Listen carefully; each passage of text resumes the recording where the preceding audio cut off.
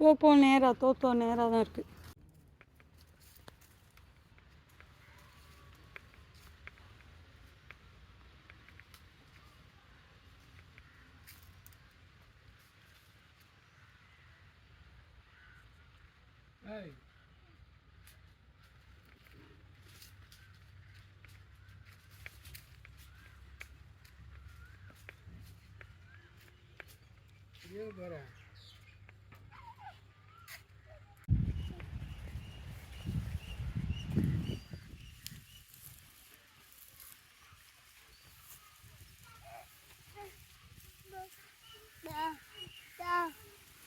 தோத்தம் அங்கிட்டு போயிடுச்சு.